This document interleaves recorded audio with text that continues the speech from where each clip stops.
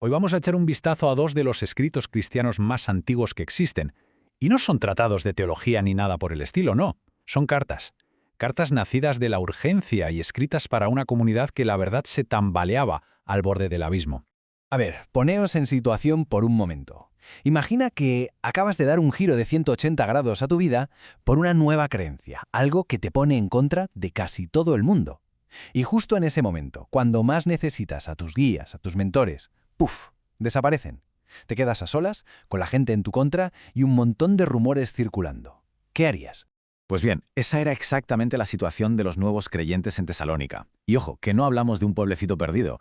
Tesalónica, la Salónica de hoy en día, era un centro neurálgico en toda regla. Era la capital de la provincia romana de Macedonia y un puerto clave en la Vía Ignatia, la autopista que conectaba Roma con Oriente.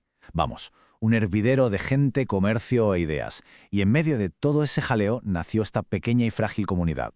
Entonces, ¿cómo surgió todo esto? Pues la historia de su origen es tan rápida como caótica. Es que todo pasó a una velocidad de vértigo. Allá por el año 50, el apóstol Pablo y su equipo llegan a la ciudad. Y en apenas 3 semanas su mensaje cala, y cala hondo. Consiguen atraer a un grupo de gente de lo más variado. Pero claro, tanto éxito levantó ampollas y provocó una reacción súper violenta que les obligó a salir por patas en mitad de la noche. ¿Y qué dejaron atrás? Pues un grupo de recién conversos, solos y completamente vulnerables. Pero bueno, que estuvieran lejos no significaba que se hubieran olvidado de ellos, ni mucho menos. Pablo estaba preocupadísimo por su gente y necesitaba ponerse en contacto con ellos. Y de esa necesidad nace su primera carta, que es básicamente un mensaje de esperanza en medio de toda esa tormenta. Las noticias que le fueron llegando a Pablo pues confirmaron sus peores temores. La comunidad se enfrentaba a 2 miedos gigantescos. Por un lado, la persecución. Y no era algo abstracto, no, era real, dolorosa, y venía de sus propios vecinos. Y por otro lado tenían una angustia más interna, más teológica, que les estaba carcomiendo. Algunos de ellos ya habían muerto. ¿Y ahora qué? ¿Se habían perdido la gran promesa, el regreso de Cristo? Era una duda terrible. Así que desde Corinto, que no estaba precisamente a la vuelta de la esquina, Pablo y su equipo se ponen manos a la obra y redactan una respuesta. Esa carta que hoy conocemos como Primera a los Tesalonicenses es una de las joyas más antiguas del Nuevo Testamento, y estaba pensada para calmar, punto por punto, esas 2 grandes ansiedades. Y fijaos en la respuesta, porque es súper concreta. Pablo no les da palmaditas en la espalda y ya está, no. Les da una imagen clarísima, una secuencia. Tranquilos, les viene a decir, cuando Cristo vuelva, los que ya han muerto no solo no se lo van a perder, sino que van a ser los primeros de la fila. Imaginaos lo que tuvo que ser escuchar eso para una comunidad que estaba de luto y asustada. Un mensaje potentísimo. Pero bueno, la cosa no acabó ahí. Parecía que habían resuelto una duda y de repente, ¡zas!, aparece otra. Esta vez por culpa de la desinformación. Y esto nos lleva directamente a la segunda carta, que es, más que nada, un mensaje de corrección. El nuevo lío fue básicamente por un bulo. Una fake news del siglo I. Vamos. Empezó a correr el rumor, quizá por una carta falsa que le atribuyeron al propio Pablo, de que el día del Señor, el fin del mundo, ya había llegado. ¿Y por qué alguien haría algo así? Pues, a saber, quizá para sembrar el caos o para imponer su propia visión de las cosas.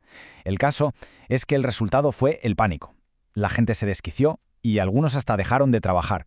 Claro, para entender el pánico que se montó hay que saber lo que significaba para ellos el Día del Señor. No era una fecha más en el calendario, era el gran acontecimiento. El final de la historia, el juicio, la vuelta de Cristo. Así que creer que eso ya estaba pasando y que de alguna manera se lo habían perdido era una idea aterradora. Les movía los cimientos de su fe. La respuesta de Pablo en la segunda carta es, de nuevo, súper directa. Les dice, a ver, calma, que no os tomen el pelo, y para que se queden tranquilos, les da una especie de checklist de cosas que tienen que pasar antes de ese día. Primero, una rebelión masiva contra la fe. Segundo, que aparezca un personaje siniestro, el hombre de pecado. Y tercero, que este tipo la líe parda engañando a muchísima gente. La clave de todo era, ¿ha pasado algo de esto? No. Pues entonces tranquilos que el final todavía no ha llegado. Pero ojo, que estas cartas no eran solo para apagar fuegos y gestionar crisis. En el fondo, iban mucho más allá. Eran una guía práctica sobre cómo vivir la fe en el día a día. En ese tiempo de espera, en ese mientras tanto. Y aquí se ve clarísima la parte práctica de su enseñanza. El mensaje era, Oye, que estemos esperando el futuro no significa que os quedéis de brazos cruzados. Todo lo contrario. Pablo insiste en la responsabilidad, trabajar, ser buena gente, no dar problemas, apoyarse mutuamente, ser amables. En definitiva, se trataba de construir una comunidad sana, que diera buen ejemplo, que fuera un testimonio vivo en medio de una sociedad que no entendía nada de lo que hacían. Vale, han pasado casi 2000 años y aquí estamos hablando de estas cartas. ¿Por qué? ¿Qué tienen para que sigan siendo tan relevantes hoy en día? Si lo pensamos, es fascinante. Tenemos 2 documentos escritos con meses de diferencia y cada uno es una respuesta directa a una crisis muy específica. La primera carta es todo esperanza y consuelo para aguantar el dolor y la persecución.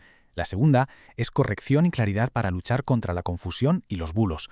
Juntas son, en esencia, un manual de supervivencia para una fe que estaba naciendo.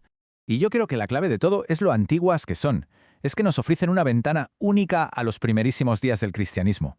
Aquí no vemos una religión ya establecida, con sus dogmas y sus catedrales, no. Lo que vemos es un movimiento en pañales, vibrante pero súper frágil, que está lidiando en tiempo real con problemas que amenazaban con destruirlo desde dentro y desde fuera. Y todo esto al final nos deja con una pregunta en el aire, ¿no? Es verdad, las circunstancias han cambiado una barbaridad, pero los desafíos de fondo, como vivir tus creencias en un mundo que no siempre te entiende, lidiar con la incertidumbre o saber qué es verdad y qué es mentira en medio de tantísimo ruido, a lo mejor no son tan distintos. ¿Qué podemos aprender de cómo esta pequeña y antigua comunidad afrontó su propia crisis de fe? Ahí lo dejo.